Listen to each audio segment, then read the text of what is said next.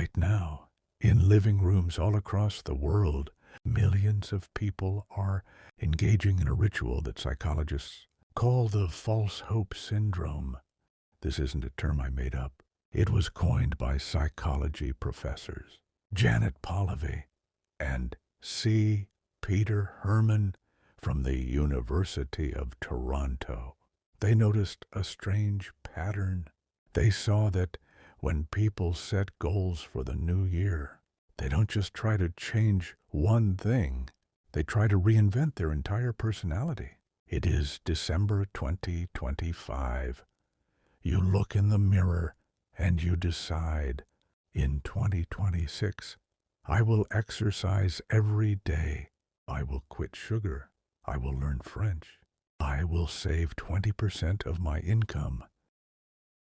And I will call my mother every Sunday. It feels good to write that list. It makes you feel responsible.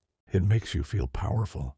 But Polivy and Herman found that this rush of excitement is actually a trap. The good feeling you get from making the list actually tricks your brain into thinking you have already accomplished something. So you start January 1st with 10 heavy resolutions. You are trying to fight a war on 10 different fronts. And history tells us that when you fight a war on 10 fronts, you lose on all of them. To understand why this fails, I want you to imagine a fictional city. Let's call it Brainville. Brainville has a serious traffic problem. The roads are clogged, the bridges are broken, and the cars aren't moving. These roads are your current habits. Now imagine a new mayor gets elected. He looks at the traffic and says, I am going to fix everything at once. He orders construction crews to close every single road in the city on the same day to repair them. What happens? Chaos. Because every road is under construction, no one can get to work. Ambulances can't move. The grocery stores run out of food. The city doesn't get better. It collapses. The citizens get angry. They riot. And they kick the mayor out. This is exactly what happens inside your head when you try to change 10 habits at once. Your brain is the city. Willpower is the construction crew. You only have enough crew to fix one road at a time. If you try to fix them all, you gridlock your own mind. You burn out by February and you go back to your old ways. So, if we can't fix the whole city at once, what do? We look at a real-world example from 1987. There was a massive American company called Alcoa. They manufactured aluminum. They were in trouble. They were losing money. Their products were bad, and the workers were unhappy. Investors were panicked.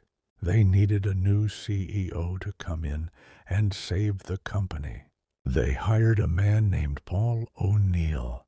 On his very first day, Neil stood up in front of a room full of wealthy Wall Street investors in Manhattan. These people wanted to hear about profits. They wanted to hear about cutting costs. They wanted a complex 10-point business plan. Paul O'Neill didn't give them that. He said, I am not going to talk to you about profit. I am going to talk to you about safety. The room went silent. He continued, I intend to make Alcoa the safest company in America. If you want to understand how Alcoa is doing, you look at our workplace injury figures. The investors thought he was crazy. Some of them literally ran out of the room and sold their stock immediately. They thought, this guy is obsessed with safety helmets. He's going to ruin the company. But they were wrong. O'Neill understood something about human behavior that the investors didn't. He knew he couldn't force people to be better workers by yelling at them, but by focusing on one single habit, safety. He changed everything. To improve safety, the workers had to fix the clumsy machines. Fixing the machines made them more efficient. To report injuries, the workers had to communicate better with the managers. Better communication led to better ideas. By fixing one small habit, the entire culture changed. By the time O'Neill retired, Alcoa's income had risen by 500%. Charles Duhigg, the author of The Power of Habit, calls this a keystone habit. A keystone is the central stone in an arch. If you put that one stone in, the whole arch stands up. If you take it out, the whole thing falls. As you look at the rest of 2025, stop trying to be the mayor who fixes every road.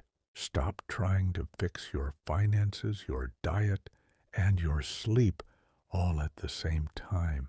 Find your keystone. Find the one bad habit that, if you broke it, would naturally fix the others.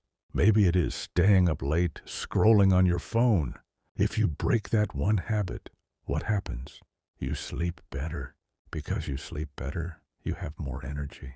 Because you have more energy, you skip the sugary coffee. Because you skip the sugar, you lose weight. One change, multiple victories. So, here is your challenge. Don't wait for the ball to drop in 2026. Do not write a list of 10 resolutions.